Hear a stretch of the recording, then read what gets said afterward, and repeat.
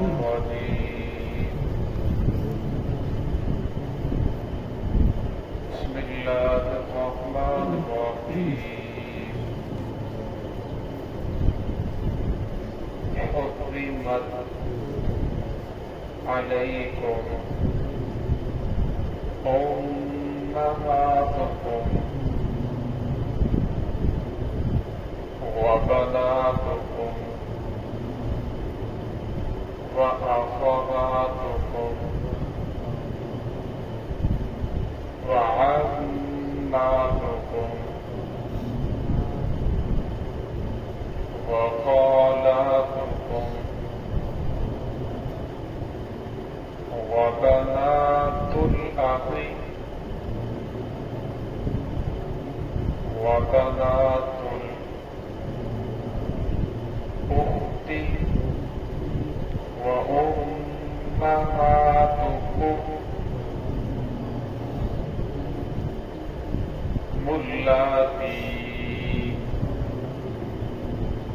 أرضعنكم وأخواتكم من الرضاعة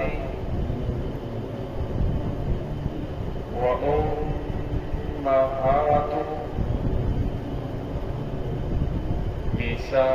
نسائكم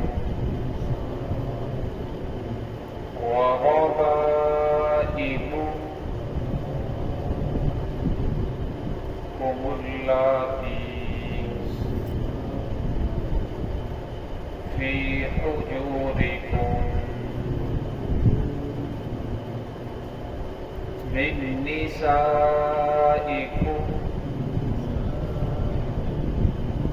اللاتي دخلتم بهن فإن لم تكونوا دخلتم بهن فلا جناح عليكم وحلائل أبنائكم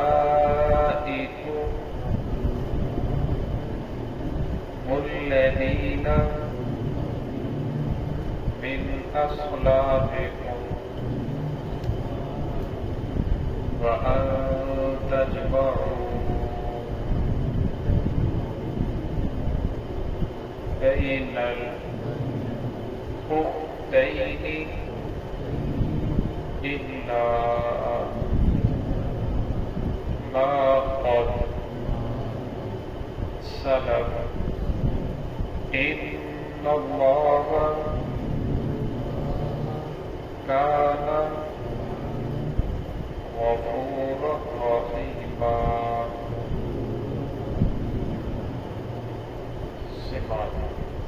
بسم الله الرحمن الرحيم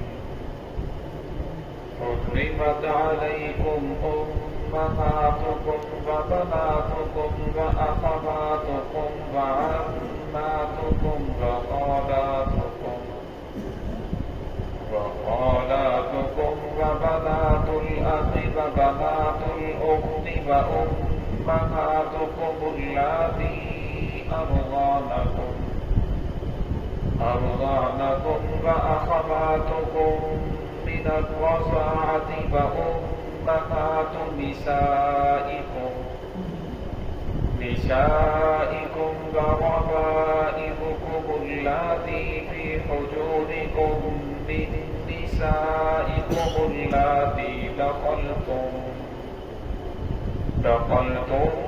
بهن فإن لم تكونوا دخلتم بهن فلا جناح عليكم وحلائل أبنائكم الذين من أصلابكم وأن تجمعوا بين الأختين إلا ما قد سلف إن الله كان غفورا رحيما حرمت علیکم حرام کی گئی ہیں تم پر امہاتکم تمہاری مائیں و بناتکم تمہاری بیٹیاں و اخواتکم تمہاری بہنیں و عماتکم تمہاری پھوپھیاں و خالاتکم تمہاری خالائیں و بنات الاخ تمہاری بھتیجیاں و بنات الاخت اور تمہاری بھانجیاں و امہاتکم اللاتی اور تمہاری وہ مائیں جن کا تم نے دودھ پیا ہے و اخواتکم من الرضاعۃ اور تمہاری رضائی بہنیں و امہات نسائکم اور تمہاری بیویوں کی مائیں و ربائبکم اللاتی اور تمہاری ربیبہ فی وجودکم جو تمہاری پرورش کے اندر ہو من نسائکم اللاتی دخلتم بہن اور وہ عورتیں جن کے ساتھ تم نے دخول کر لیا ہو فإن لم تکونوا دخلتم بہن بس اگر ان کے ساتھ ہم بستری نہیں کی فلا جناح علیکم پھر تمہارے اوپر کوئی حرج نہیں ہے وحلائل ابنائکم الذین من اصلابکم اور حرام کی گئی ہیں تمہارے بیٹوں کی بیویاں من اصلابکم جو تمہاری صلب میں سے ہو وان تجمعوا بین الاختین اور یہ کہ تم جمع کرو دو بہنوں کو الا ما قد سلف جو ہو چکا سو ہو چکا ان اللہ کان غفورا رحیما بے شک اللہ رب العزت بخشنے والے رحم کرنے والے ہیں۔ اللہ رب العزت نے نسل انسانی کو باقی رکھنے کے لیے مرد اور عورت کا قیام فرمایا اور مرد اور عورت کو انسان کو اللہ رب العزت نے 18,000 مخلوقات میں سے اشرف المخلوقات بنایا اور اس کے شرف کو باقی رکھنے کے لیے اللہ رب العزت نے کچھ اصول بیان فرمائے ضابطے بیان فرمائے کہ انسان اگر اس ضابطے کے مطابق اس اصول کے مطابق چلے گا تو پھر اس کا شرف باقی رہے گا، اگر اس اصول سے ہٹ جائے گا پھر اس کے اندر اور حیوان کے اندر کوئی فرق نہیں رہ جائے گا۔ آج بھی پہلے زمانے میں بھی ایسے لوگ تھے کہ لوگ ماں بہن بیٹی سے نکاح کر لیتے تھے، تو آج کے دور کے اندر بھی کچھ لوگ ایسے ہیں جن کا عقیدہ یہ ہے، وہ کہتے ہیں عورتیں سب برابر ہیں، جس طرح ایران کے مجوسی ہیں پارسی ہیں، وہ ان کا عقیدہ یہ ہے، وہ کہتے ہیں عورتیں سب برابر ہیں، لہٰذا جس کے ساتھ بھی آپ جی چاہے آپ نکاح کر سکتے ہیں۔ لیکن اسلام نے اس سے منع فرمایا۔ حضرت عمر رضی اللہ تعالیٰ عنہ کے دور میں سعودی عرب کے علاقے میں ایک علاقہ ہے حجر کا علاقہ ہے جسے کہا جاتا ہے، وہاں کچھ مجوسی آباد تھے، مسلمانوں کی حکومت تھی، تو اس مجوسی نے اپنی بہن اور اپنی بیٹی کے ساتھ نکاح کر رکھا تھا۔ حضرت عمر رضی اللہ عنہ کو پتہ چلا تو انہوں نے وہاں کے گورنر کو تحریراً خط لکھا اور فرمایا کہ ان کے درمیان جدائی ڈالو، ان کے درمیان تفریق کرو، اسلام ایسی بدماشی کو ہرگز برداشت نہیں کر سکتا۔ تو اس لیے فرمایا کہ اسلام نے جو اصول بیان فرمائے ہیں اگر انسان اس کے مطابق چلے تو فرمایا انسان کو پریشانی نہیں آتی، اور فرمایا اللہ رب العزت نے اس کے اندر انسان کو اشرف المخلوقات بنانے کے لیے اس کے شرف کو باقی رکھا ہے۔ تو یہاں اللہ رب العزت نے بیان فرمایا حرمت علیکم، فرمایا تمہاری مائیں ہیں ان کی تم نکاح نہیں کر سکتے، تمہاری بیٹیاں ہیں، تمہاری بہنیں ہیں، تمہاری پھوپھیاں ہیں، تمہاری خالائیں ہیں، وبنات الاخ تمہاری بھتیجیاں، وبنات الاخت اور تمہاری بھانجیاں، وامہاتکم اللاتی ارضعنکم اور فرمایا تمہاری وہ مائیں جنہوں نے تمہیں دودھ پلایا ہے۔ عرب کے اندر ایسا تھا، بچہ پیدا ہوتا تو بچے کو دیہات کے اندر بھیج دیتے تاکہ اس کی نشو و نما اچھی ہو، اس کی زبان کی جو گفتگو ہے وہ اچھی ہو جائے، خالص ہی عربی بولے، ایسا نہ ہو شہر کے اندر مختلف زبانیں بولی جاتی تھی کہ اس کی زبان کے اندر بھی کسی اور چیز کی محنت نہ ہو جائے، بلکہ یہ خالص عربی بولنے والا ہو۔ اور جب بچوں کو بھیجا جاتا تو جو مائیں ان بچوں کو دودھ پلاتی جو لے کر جاتی وہ ان کی مائیں بن جاتی، پھر ان کے ساتھ وہ نکاح نہیں کر سکتے تھے، اور جو بچہ ان کے ساتھ اس عورت کا دودھ پیتا وہ ان کا رضائی بھائی بن جاتا تھا، یا نہ پیتا اس عورت کے جتنے بچے تھے وہ اس کے رضائی بہن بھائی بن جاتے، عورت کا خامد اس کا شوہر بن جاتا، یعنی ان کے ساتھ اس کا نکاح کرنا حرام ہو جاتا۔ ہمارے یہاں اکثر ایسا ہوتا ہے کہ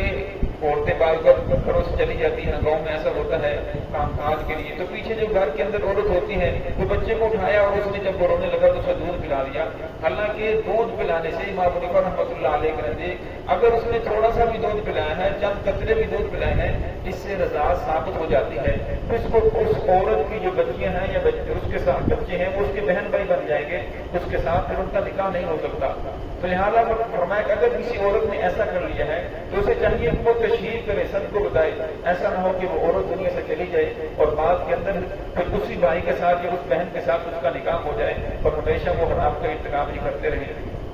تو یہاں اللہ رب العزت فرمایا وَأُمَّهَاتُكُمُ اللَّاتِي أَرْضَعْنَكُمْ، تمہاری وہ مائیں جنہوں نے تمہیں دودھ پلایا ہے، وَأَخَوَاتُكُم مِّنَ الرَّضَاعَةِ، اور تمہاری رضاعی بہنیں، وَأُمَّهَاتُ نِسَائِكُمْ، اور فرمایا تمہاری بیویوں کی مائیں، یعنی جو تمہاری ساس ہے، نانی پر نانی کو تک، فرمایا ان کے ساتھ میں تم نکاح نہیں کر سکتے،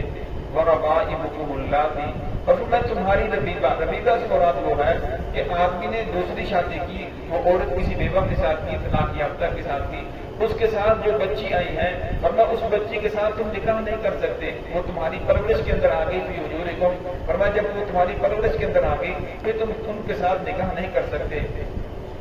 فَإِن لَّمْ تَكُونُوا مِن نِّسَائِكُمُ اللَّاتِي دَخَلْتُم بِهِنَّ، فرمایا اگر تم نے اس کے ساتھ دخول کر لیا، یعنی ہم بستری کر لی ہے، پھر تو اس کے ساتھ آپ نکاح نہیں کر سکتے۔ فَإِن لَّمْ تَكُونُوا دَخَلْتُم بِهِنَّ، فرمایا اگر تم نے ان کے ساتھ ہم بستری نہیں کی، فَلَا جُنَاحَ عَلَيْكُمْ، پھر تم پر کوئی حرج نہیں ہے۔ بعض مرتبہ ایسا ہوتا ہے انسان نے نکاح کیا، نکاح کرنے کی وجہ سے عورت کو کسی وجہ سے طلاق ہو جاتی ہے یا عورت کی ڈیتھ ہو جاتی ہے، فرمایا انہوں نے ہم بستری نہیں کی، صرف نکاح ہوا تھا، ہاں فرمایا جو اس عورت کی بیٹی ہے دوسرے خامد سے، اب یہ اس کے ساتھ نکاح کر سکتا ہے۔ ہاں اگر اس نے اس کے ساتھ، عورت کے ساتھ ہم بستری کی، ایک ہی مرتبہ ملاپ ہوا، پھر اس کے بعد انتقال ہو گیا، فرمایا اب وہ اس کی بیٹی سے نکاح نہیں کر سکتا، اب وہ اس کی پرورش کے اندر آ جائے گی، اس کی ربیبہ بن جائے گی۔ فَلَا جُنَاحَ عَلَيْكُمْ وَحَلَائِلُ أَبْنَائِكُمُ الَّذِينَ مِنْ أَصْلَابِكُمْ، اور فرمایا تمہارے وہ بیٹے جو تمہاری صلب سے ہوں، ان کی بیویوں کے ساتھ میں تم نکاح نہیں کر سکتے۔ صلب سے مراد یہ ہے کہ اس کے اندر منہ بولے بیٹے کی نفی کی ہے۔ عرب کے اندر ایسا ہوتا تھا کہ ایک آدمی کو کہا جاتا کہ یہ میرا بیٹا ہے، پھر اس کے ساتھ وہی سلوک کیا جاتا جو حقیقی بیٹوں کے ساتھ سلوک کیا جاتا تھا، یعنی اس کی بیوی کے ساتھ نکاح نہیں کرتے تھے، اور اسی طرح جائیداد ہر چیز میں نہیں کیا جاتا تھا۔ تو اسلام نے اس سے منع فرمایا، فرمایا جو جس کا بیٹا ہے اس کو اسی کے باپ کے نام سے پکارا جائے، اور فرمایا اگر وہ فوت ہو جاتا ہے تو اس کی بیوی کے ساتھ نکاح کرنا بھی جائز ہے۔ وَأَن تَجْمَعُوا بَيْنَ الْأُخْتَيْنِ، اور فرمایا یہ کہ تم جمع کرو دو بہنوں کو جمع کرنا بھی حرام ہے۔ شریعت نے ایک مسئلہ بیان فرما دیا، اصول بیان فرما دیا، فرمایا ایسی دو عورتیں جن دونوں میں سے ایک کو اگر مرد فرد کر لیا جائے تو ان دونوں کا آپس کے اندر نکاح جائز نہ ہو۔ جس طرح پھوپھی بھتیجی ہے، ان دونوں میں سے اگر ایک کو مرد فرد کر لیا جائے تو دونوں کا آپس کے اندر نکاح نہیں ہو سکتا۔ اس لیے فرمایا ایسی دو عورتیں جن دو میں سے اگر ایک کو مرد فرد کر لیا جائے کہ ایک مرد ہے تو دونوں کا آپس کے اندر نکاح نہیں ہو سکتا، ایسی دو عورتوں کو آپ نکاح کے اندر جمع نہیں کر سکتے۔ جس طرح دو بہنیں ہیں، پھوپھی بھتیجی ہیں، خالہ بازی ہیں، فرمایا ان کو نکاح کے اندر جمع کرنا بھی حرام ہے۔ الا ما قد سلف، اللہ رب جو پیچھے ہو چکا وہ اللہ رب کے ذات معاف کر دیں گے۔ ان اللہ کان غفورا رحیما، اللہ بڑے بخشنے والے ہیں، بڑے رحم کرنے والے ہیں۔ لیکن فرمایا آئندہ کے لیے اب قرآن پاک نے اصول بیان فرما دیا، ضابطہ بیان فرما دیا، فرمایا اگر اس حد سے کراس کرو گے، آگے بڑھنے کی کوشش کرو گے، پھر اللہ رب العزت کی پکڑ آئے گی۔ دعا ہے کہ اللہ رب العزت ہم سب کو صراط مستقیم پہ چلنے کی توفیق عطا فرمائے۔